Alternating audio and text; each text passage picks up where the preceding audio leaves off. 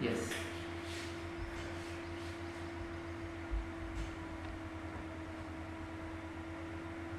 Welcome to database training session.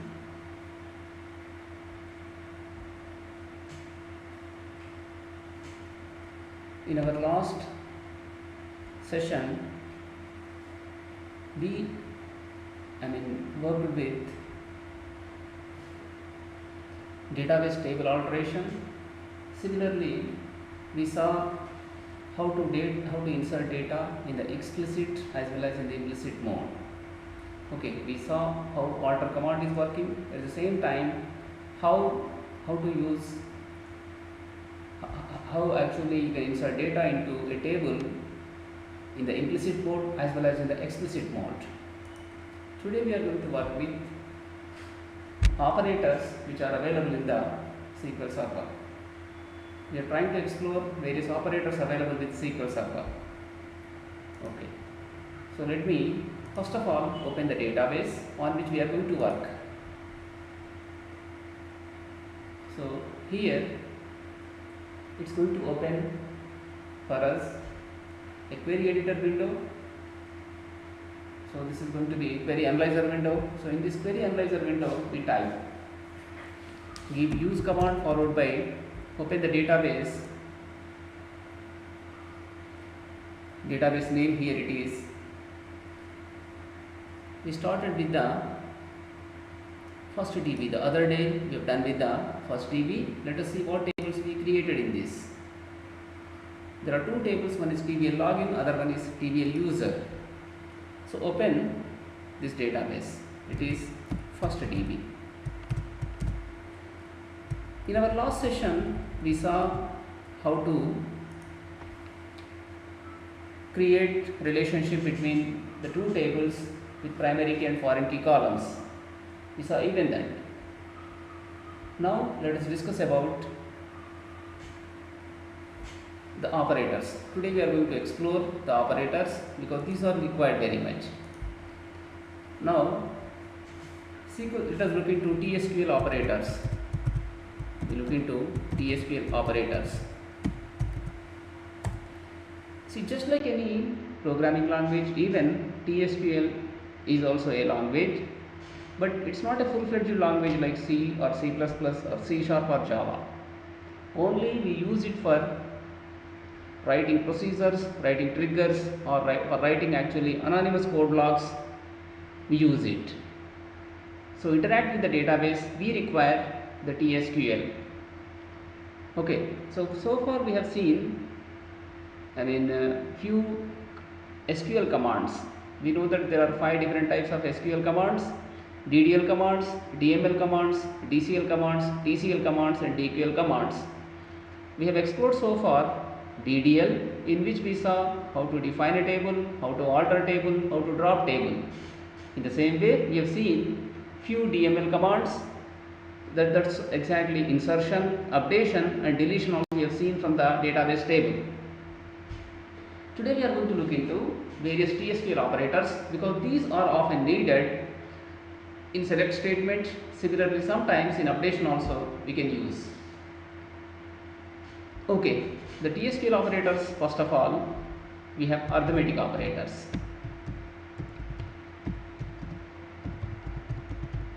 Okay, we have here arithmetic operators: plus, then minus, then multiplication, then division, and remainder. You can find even remainder using this percent symbol.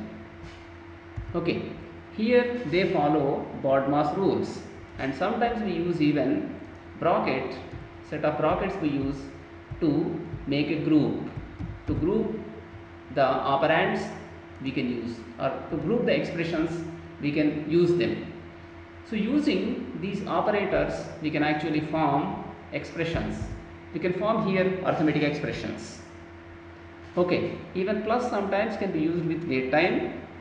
Okay, you can even use to concatenate strings sometimes, but here in the context of arithmetic operations we are trying to explore it. Plus, minus, multiplication, division, and percent.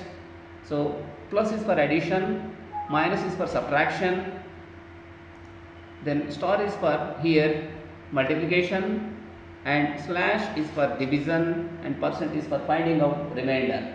So for that purpose we use it. So using these operators you can perform arithmetic operators, and these you can use for grouping. Okay, for grouping purpose we can use. Fine. These have very highest precedence. Normally they follow BODMAS rules. So first of all, these brackets they have highest precedence, followed by division, multiplication, addition and subtraction. Like that they have the precedence. Suppose if I write something like this, 2 multiplied with 3, 2 multiplied with 3 plus 5, if I put here, it's going to multiply first of all 2 into 3, then after that it can add. Similarly, if you write here 2 plus 3 multiplied with 5, when you say, first of all 3 is going to be multiplied with 5, result is added to 2. So star is having higher precedence, or multiplication symbol is having higher precedence over addition or subtraction. Fine. Now here plus is for addition, minus is for subtraction, star is for multiplication, slash is for division, and percent is for finding out remainder. Okay, so plus we use normally with the two operands, so it is going to be a binary operator. Minus can be unary or it can be binary. You can use only with one operand, or you can use with minus, with more than one operand, minus. Star requires actually two operands. Even slash requires two operands. Percent also requires their two operands. So therefore, they are going to be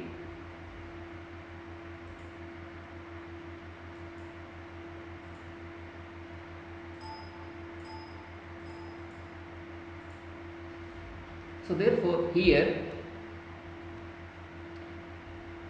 this plus, minus, multiplication, division and percent we can use for performing various arithmetic operators.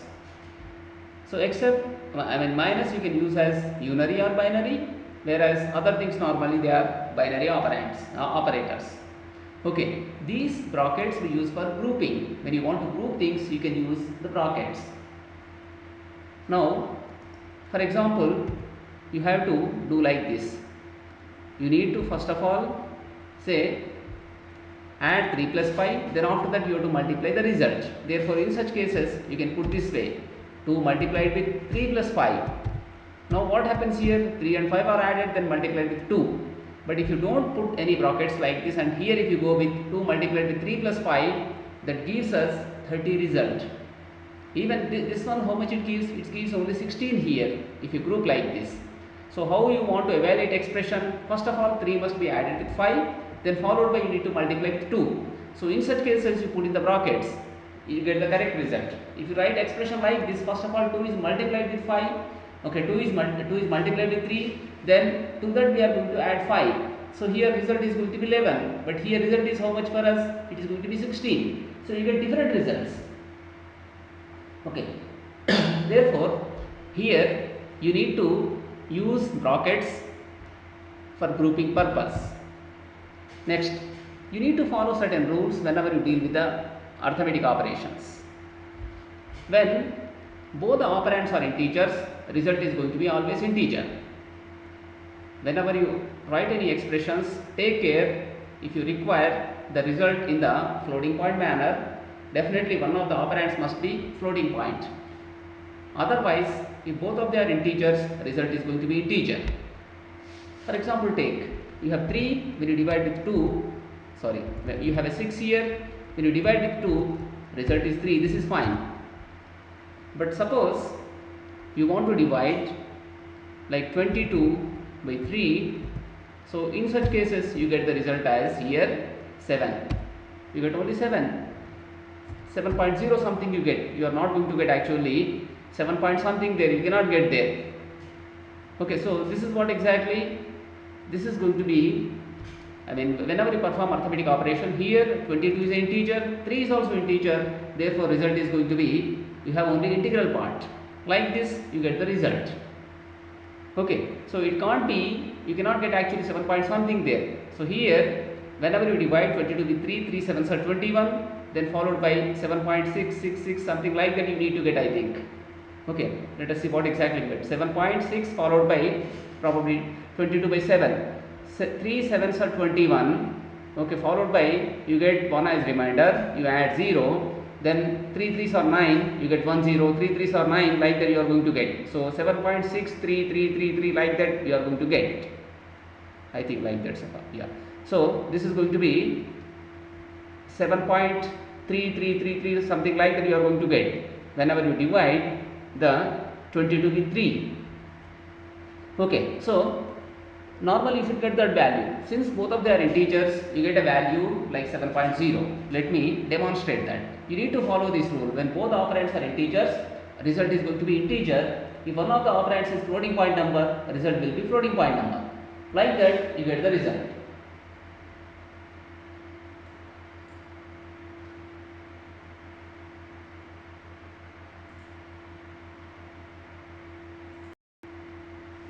You are going to get result in that manner. Now we come to this and try to demonstrate to you. Here I want to find out result of I want to use sum here. Select, I write like this, 2 plus 3. 2 plus 3 I use, execute. This result is going to be 5. It displays like this. No column name. You can put something like addition. So in such cases, the column name is going to be addition for us. Like this we use. Addition is 6 here. In the same manner, write, select 2 minus 4. Put like this. Then again write here subtraction. Okay. Then go here and execute. You get this time subtraction. 2 minus 4 is going to be minus 2. Now do like this. Select here 2 multiplied with 4. Result is going to be, this is product I put. Result is going to be 8. Execute this, you get result as 8. Now this time divide, select 2 divided with 4. Then this is quotient. Like this we write. Then go home, then execute, you get the result as 0.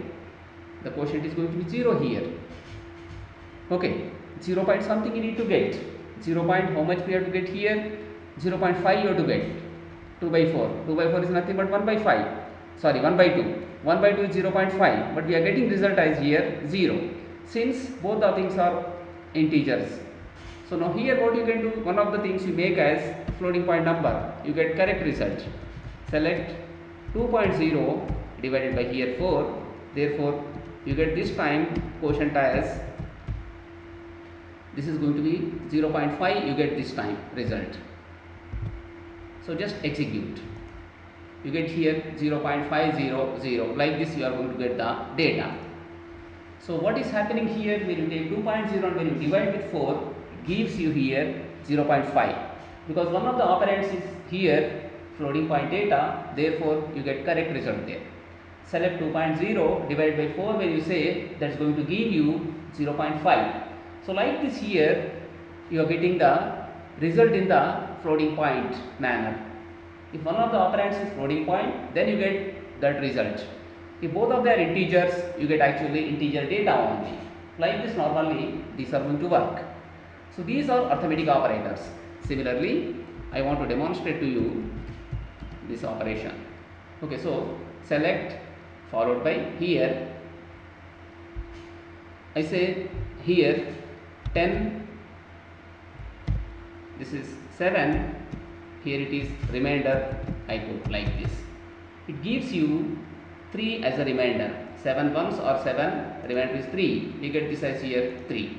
So like this, these are going to be arithmetic operations. 2 plus 4, 2 minus 4, 2 multiplied with 4, 2 by 4, like this you get. So these are nothing but here arithmetic operators. Okay, so these are arithmetic operators. Either you can use select statement or you can use print statement. Normally we use select for retrieving data from the tables. Along with queries you must use.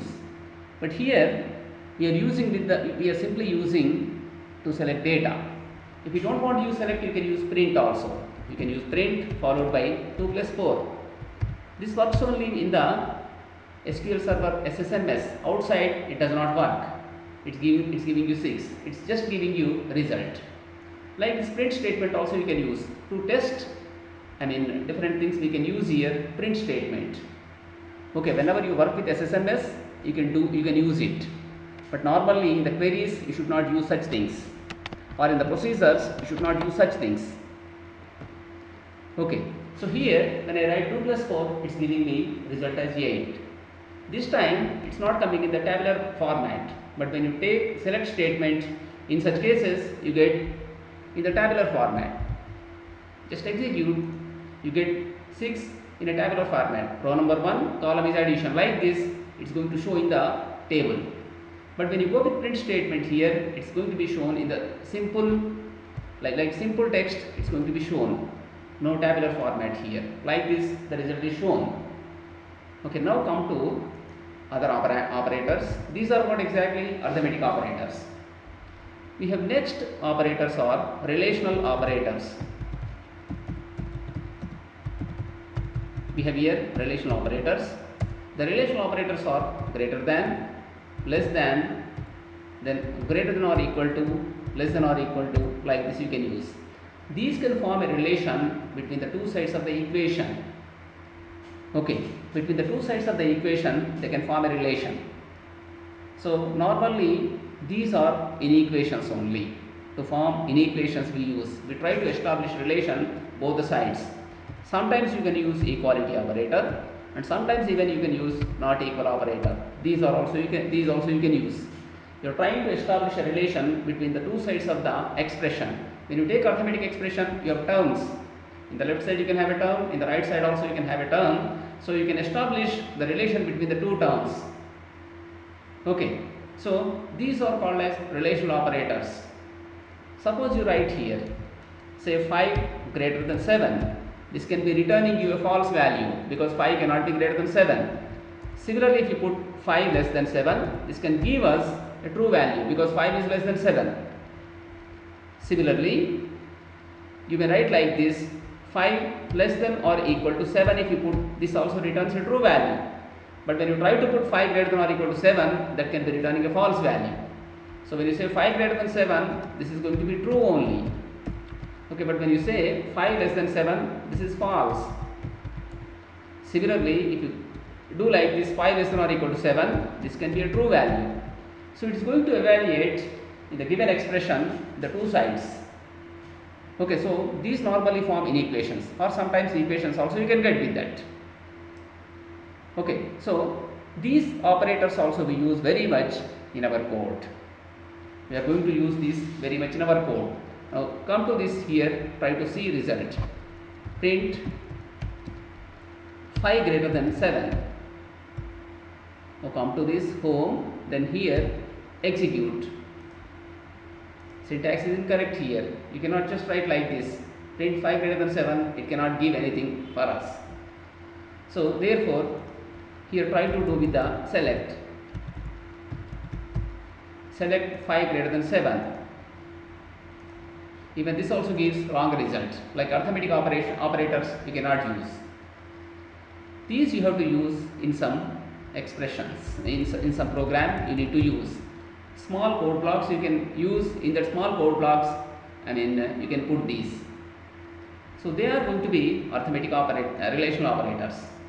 Similarly, we have logical operators.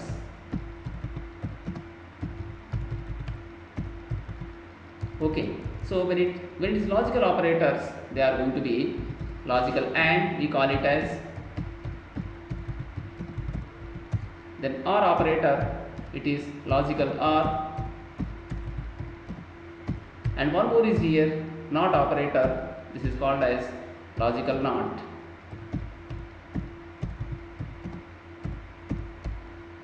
Okay, even this exclamation also you can use. AND operator, OR operator, NOT, even this exclamation also sometimes you can use. Okay, that can be logical NOT operator. AND operator is going to combine the individual expressions into newly formed expression, new expression. So newly formed expression is going to be returning true value when all the combining expressions are true. If any one of them is false, the result is going to be false. OR is going to combine all the individual expressions into a new expression that returns a true value if any one of the combining expression is true, because all we are using. So, but when all are false, it's going to be returning a false value. In the case of not, if it is true, that input expression, if it is returning true, that gives false. If that is false, it gives true. Like this, we use the logical operators. So logical operators are going to be here AND operator, OR operator, and NOT operator.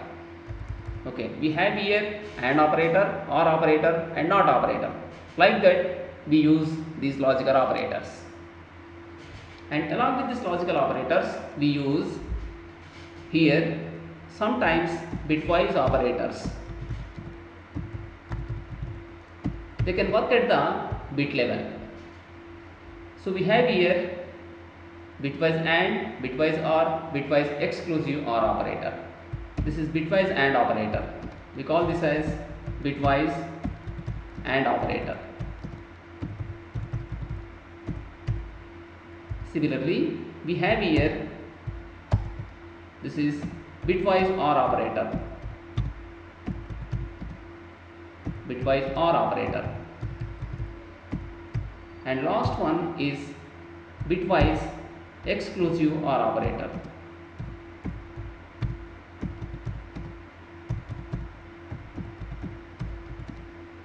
OR operator we have. So first of all, let us look into bitwise AND operator.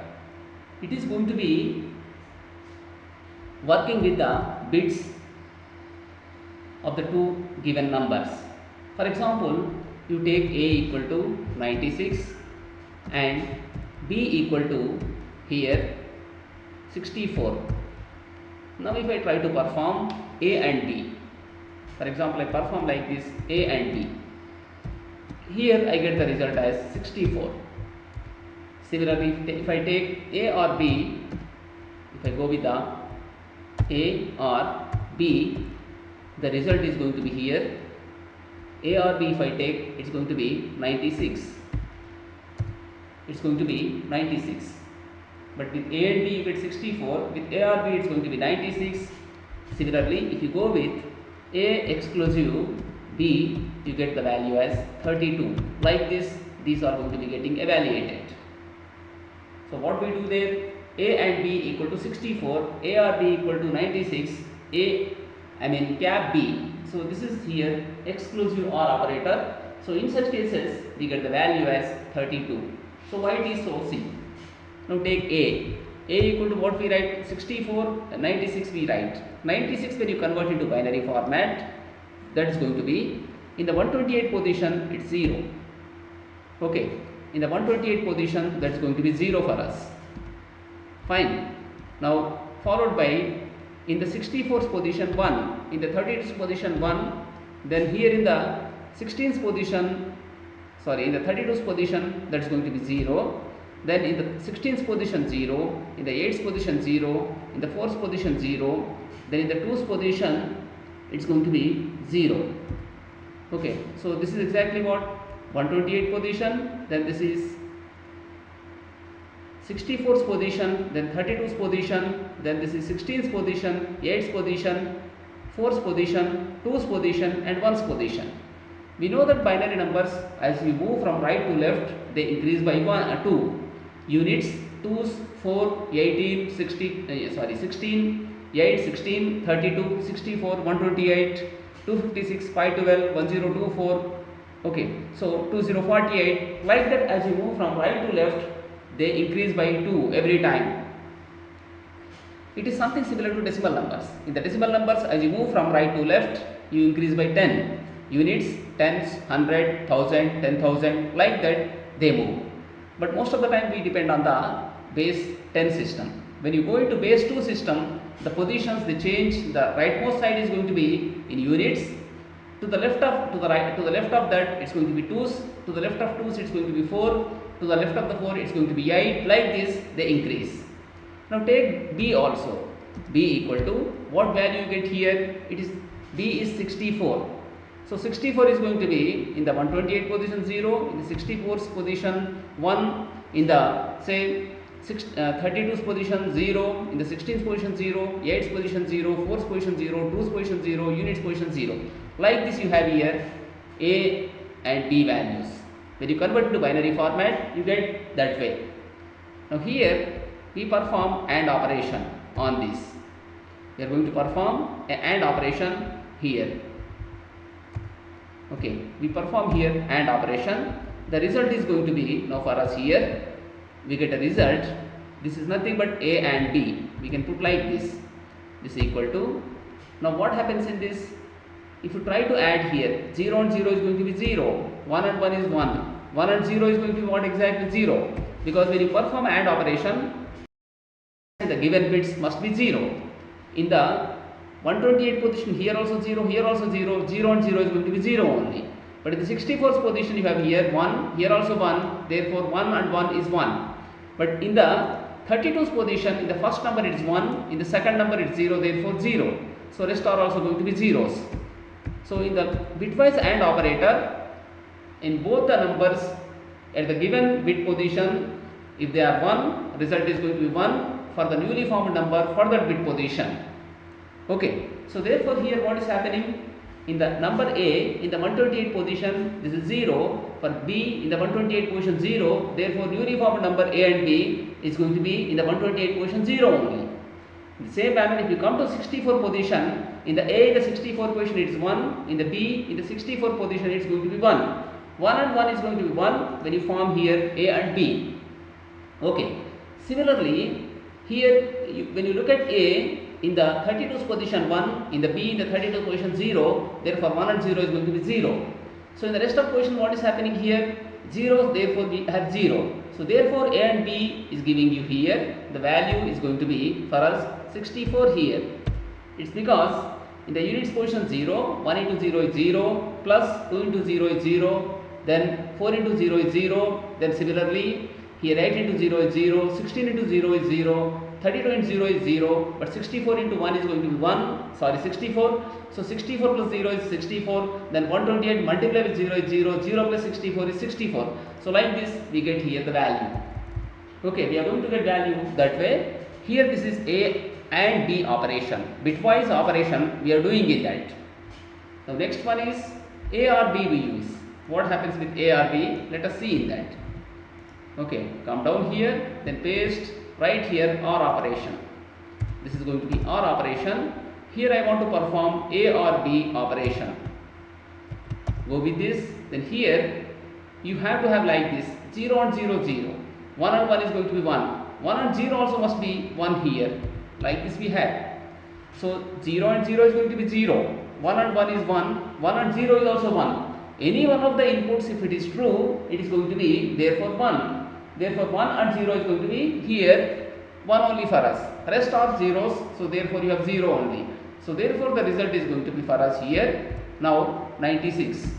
Because in the units position 0, in the 2's position 0, in the 4th position 0, in the 8th position 0, in the 16th position 0, but 32 position 1, 32 multiplied with 1 is 1.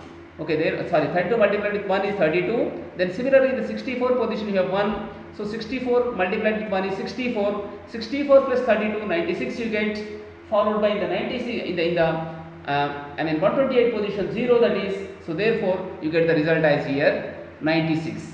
When you perform A or B operation, that is going to be here for us 96. Like this we get the result. This is what exactly 96 you are getting. This is going to be the result for us here. Okay. Now next come to here, exclusive OR operator.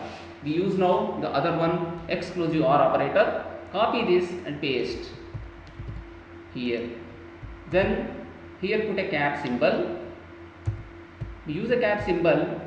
Then after the cap symbol, here let us try to perform A cap B or A exclusive OR B.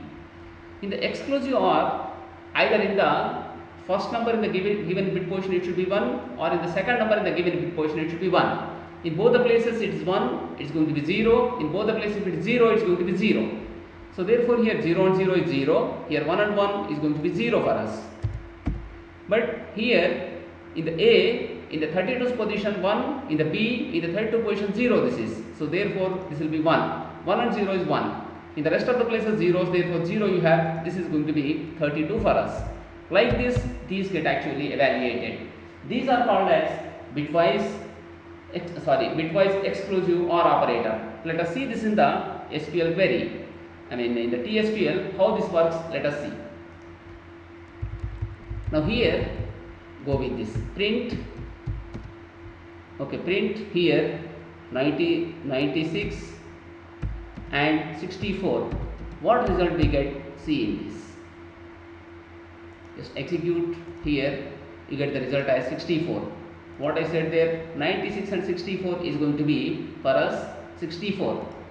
Similarly, here we take print, here we print 96 followed by here 64. The result must be how much for us? This should be 96. We need to get this as 96. Result is going to be 96. Similarly, we do with the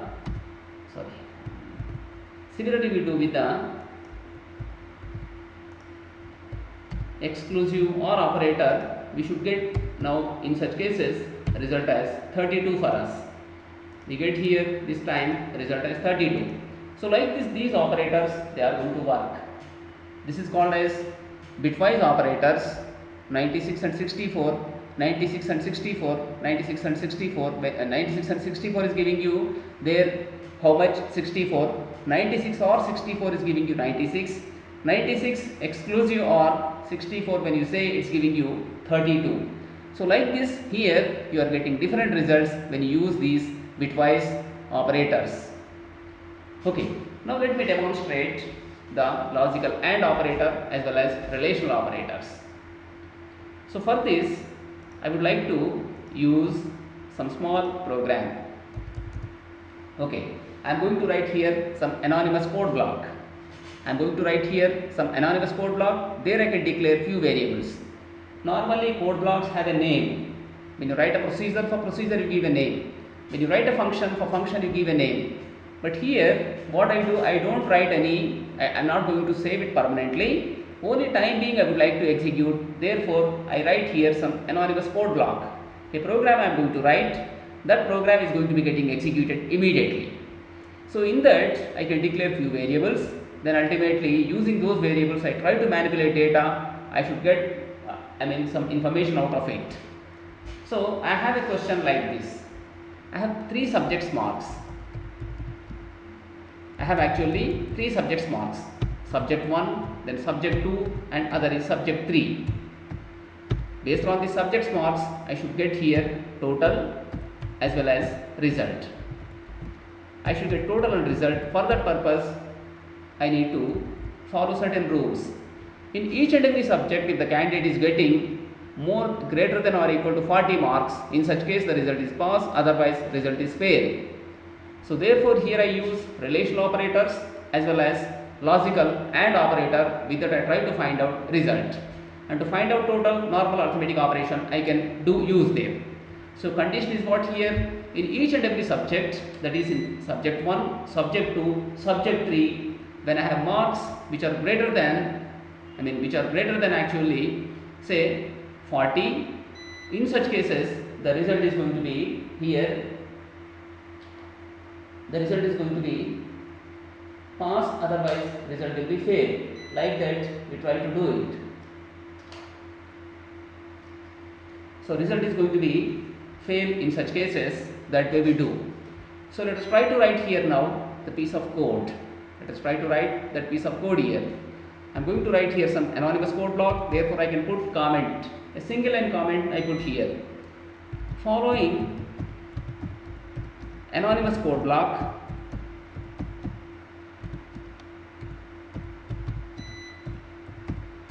calculates result. Like this I want to make it. This is going to calculate some result. This anonymous code block is going to calculate some result.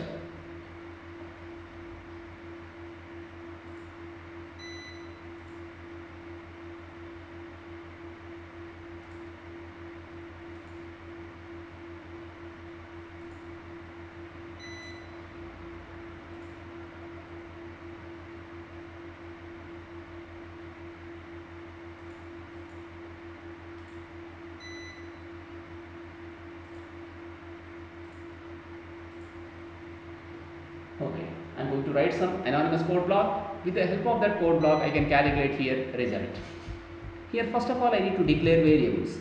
To declare variable, I must use declare keyword, then followed by I should declare here the variables. So declare, then here I should use this kind of mechanism, @s1 followed by int this equal to, okay, I declare like this. Then similarly I can declare one more variable, declare @s2, this is also int, then right here declare, then @s3, this one also int. Like this I declare here three variables. I have declared here three different variables. So these variables are used now to calculate result, okay, calculate total.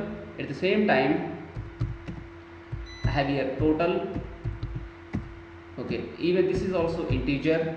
Then one more thing is declare @result, this one char of 4, because possibilities are what, either we can have fail or we can have pass, like that we take it. Even in this I am going to use if condition. Based on the if condition I can do it. Now here declare s1, s2, s3 total result, and here I am going to use one conditional operator called as if condition. With the help of that I can calculate here, I can process this data. Now we need to assign data using set command. Set @s1 equal to, use here some, we can even generate some random data. If you want to generate some random data also can be generated. You can have a rand function. So using rand function you can do that. Right here set @s1 equal to rand, we use here function, then multiply this with 100. You can multiply with 100 this one. Set similarly @s2 equal to rand, this rand we use here, this can return float data, rand multiplied with again 100. This can pick some number that is not in our control exactly. Set @s3, this equal to, again we put rand here, rand followed by 100, multiply with 100, like this we get. But before that, see what exactly rand can give us. Here go with the print statement above this, print, put here rand, this is a predefined function you can use here, multiplied with 100. So what happens with this, here see, so just execute, you get some result here. It's giving 96.3395. If you execute again, you will get different value, 10.902 you get like this. So this way we are getting some data, but this can be getting truncated here because s1, s2, s3 are integer, so the floating point part can be truncated. Suppose you want to use only, you want to ignore the floating point part, we want to take only integer. Therefore here you can use a floor function further. Floor we can use, in the floor function you can take only integral part of it. Here also we can use floor function, like that we can pick it. We use floor, then followed by here again we do this way, and here also we use floor. So using floor we are going to get only the integral part of it, integer part we are going to get. So like this here we are using s1, s2, s3, like this we are going to here get the values. After that we need to use here some if condition. Using if condition we need to test it. Here what, in each and every subject we should have greater than or equal to 40 marks. Therefore write here s1 greater than or equal to 40 followed by and operator we use. Okay, what we write here, then @s2 greater than or equal to 40 followed by, once again we use here and @s3 greater than or equal to 40. So in such cases we should get the result. Here write set @result equal to, here write it as pass. Else what we do, else set @result equal to fail, we put this way. This is going to be fail, we write in this manner. Okay, similarly now you can calculate total. Here write set @total, this equal to, here write symbol s1, then plus s2 symbol s2, then other thing is here s3, like this you can calculate. We calculate in this manner. So what we do here, we are declaring local variables. They are available only within this anonymous code block. S1, S2, S3, result. So in the TSQL, you need to use @ symbol for local variables. These are local variables. For that we need to use @ symbol. And global variables, they are going to be using @ symbol. Both @ symbol or symbols are required for global variables. There is no concept like global variable, but here it's called a system variable. For system variable we use @ symbol. So here @s1, when we write, we are declaring a variable. It is available only in this code block. In this anonymous code block it is available. We declared here 5 variables. So S1, S2, S3 total are going to be integer variables. They can hold the integer values. The result is going to be containing here either a pass or fail depending on the data. And here S1, S2 and S3, I am going to get that from the, I am not giving them. So I am not inputting the data. It is generated automatically. It's going to be generated automatically using random function. Random function generates a random number between 0 and 1. So whatever value you get between 0 and 1, that is multiplied with 100. Therefore, you get always a value between 0 and 99. Maximum is going to be here 99 value you can get. So now let us try to execute this. But before executing, you need to print it. Here write print. Write here result. Okay. Put colon. Then put plus here followed by @result. You put like this. @result. Similarly print. Again this is total. Put like this. Followed by here close, then write here @total. So in the TSQL, strings you need to represent in single quotes. In single quote we need to represent the strings. In single quotes we are going to be representing strings. Now select it and execute. So when we execute this, first of all check for the syntax. Syntax is correct, then execute. Here see, conversion failed, it's giving message. This cannot be getting converted. Floor may be returning a float data. So therefore here we need to use some convert function. Using convert function you can do it. Here write convert. Followed by here target type we need to set. Write it as here int. Like this we can use a convert function. We should use in this. We use here convert function. With that we are trying to convert it. So here also use again convert function, because whatever number you are getting is in the floating point. Floating point data you can't assign to integer. Therefore it was failing there. Now like this you put int. Here at the end you add the bracket. Here also try to use convert function, using which you can convert data. Okay, so at the end again you put a bracket like this. Now come to this, then execute this. Now this time execute, still it's saying here conversion failed when converting the varchar value to data type int. Yes, this is going to be here print total. @total we have, this is not a string data, this can't be concatenated. Therefore we need to convert this into string. You need to convert it to string here. So when you convert it to string, you can get the correct result. Here write convert. Like this you use, followed by varchar you put here comma, then put a total like this. So in such cases we can concatenate total plus, I was giving actually @total. You cannot add them because this is a string and that was actually number. You cannot concatenate string and the number. You need to convert number into string. With the help of convert we are doing it.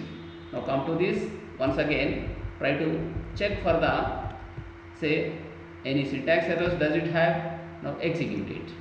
It says here result is passed, total marks are 203, saying like this. Next time when you execute you get different result. This time it's failed, total marks are 102, it's giving like this. It's giving it as 102. So like this it's giving fail result. But whether it's doing correct or not, how to know? For that we have to print the subject marks also. So what are the subjects?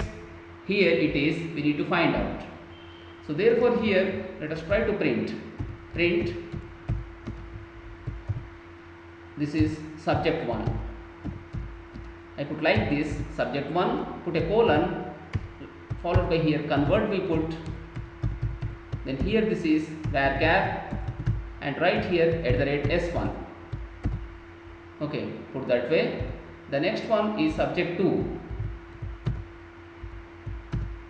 Here it is subject 2, and this is here s2 we put. After that, this is here subject 3, and that is going to be s3, and this is here s3. Like this we calculate it. So now we can print even subject 1 marks, subject 2 marks, subject 3 marks. Now let us execute this. It's giving us here subject 155, subject 268, subject 78. Total marks are 201. Again execute. This time one of the marks is 8 marks, 70 for 45, result is fail. So it is giving us exactly correct result for us. In the subject 1 marks are 90, in the subject 3 marks are 99, but in the subject 2 marks are 16. Therefore it is giving actually us correct result only, fail. When in both the subjects, if the student is getting more than 40 marks in all the subjects, in such case the result is going to be pass, otherwise it is going to be fail. Once again see here, this time also we are getting fail. In subject 3 only 1 mark. Okay, so here also it is going to be fail. Once again execute, we get fail only. Now here this is going to be 89, 89, 66. In every subject we are getting more than 40 marks, result is going to be pass. So like this it's used here. So in this code block we are using, one is what, relational operator, other one is logical operator. When you want to write any piece of code at that time, you can use it. You will be using in that way. So this is for what purpose? This is, we have written here some anonymous code block, and we declared here local variables. S1, S2, S3 total result are here nothing but local variables. Okay, so S1 is integer, S2 is integer, S3 is integer, total is also integer, result is varchar. So using convert function, we can convert a floating point data into integer. Similarly, using same convert function, a number you can convert into varchar. You can do vice versa. If it is a string, you can convert into number. If it is a number, you can convert into string. So like that you can be performing two-way operations. So using convert, you can convert from one data type to another type of data. So like this is nothing but some anonymous code block we have written. With the help of that, we are calculating here result, and we are printing even total marks. Subject 1 marks, subject 2 marks, subject 3 marks, result we are printing. Similarly, so here we are using the relational operators and logical operators. Now suppose I want to write the query in a different manner. Therefore what I do, I copy this. Same program I am going to copy. This time I want to change the logic, I can change it. Program with, say, logical OR operator. The above one is logical AND, but this time I use logical OR operator. I paste the code here. I want to find out result in the other way. If S1 is less than 40, here then therefore I write here OR operator. S2 less than 40, or it is S3 less than 40. I write that way. S3 less than 40. So in such cases the result must be fail here, it must be fail here. Similarly this must be pass. So what happens in such cases? In any of the subject, if the marks are less than 40, it's going to be fail. Otherwise, that means in all the subjects, if it is greater than or equal to 40, so in such cases it's going to be pass. Like this we are trying to execute in a different way. This program is with the logical OR. So execute this now. It's giving us pass only again 55, 54, 49, because in every subject you have more than how many marks? 40 marks. Now this time what is happening? In the subject 144, in the other subjects 13 and 7, therefore result is going to be fail. Like this it's doing here. It's working in that way. So here we used logical OR operator as well as logical AND operator. We have written small piece of code. Like this you can write code blocks with the procedures. In the procedures you are going to be using these code blocks. Okay, so a procedure is nothing but a named code block. A function is nothing but named code block, but this does not have any name. Just for ad hoc purpose I am using. For this purpose I have written this. So this way what is happening, I have written some piece of code, that code I am trying to execute. Here I have declared variables, local variables. I have total 5 local variables, s1, s2, s3, total result. All local variables in the TSQL must be starting with @ symbol. @s1, @s2, @s3, @total, @result, like this it is. And you must use here declare. Using declare keyword, we need to declare. Okay, now when you want to assign some data, you must use set. Simply you can't assign, you must use here set keyword. So using set keyword, you need to write it. Set @s1 equal to, here I am picking the number using random function and actually getting some data. But whatever data I get, that is going to be in the floating point format. So that I want to convert into integer. For that I use here convert function. So using convert function I am doing. And whatever, see, whenever you multiply with rand 100, that can give you here some number, like for example it's speaking some 80.725, something like that you get. So using floor you can get exactly 80.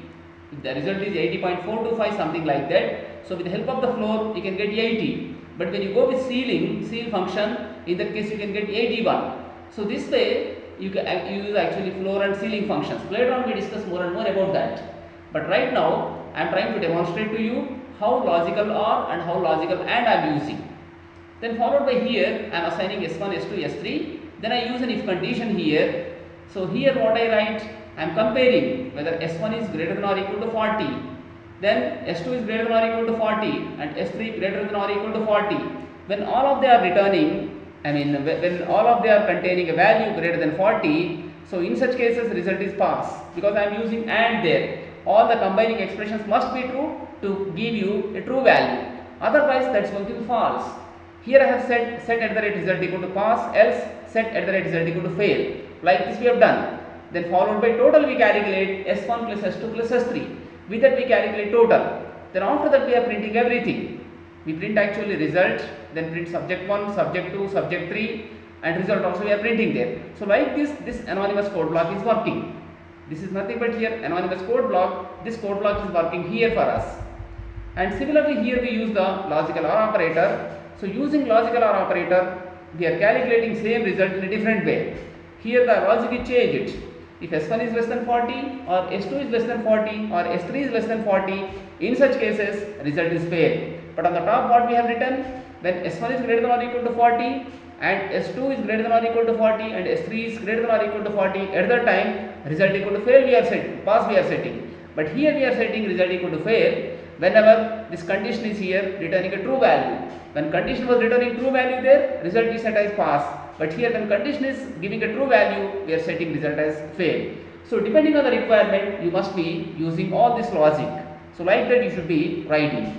So today here we discussed about the various operators, arithmetic operators, then similarly relational operators, logical operators, and bitwise operators also we have discussed.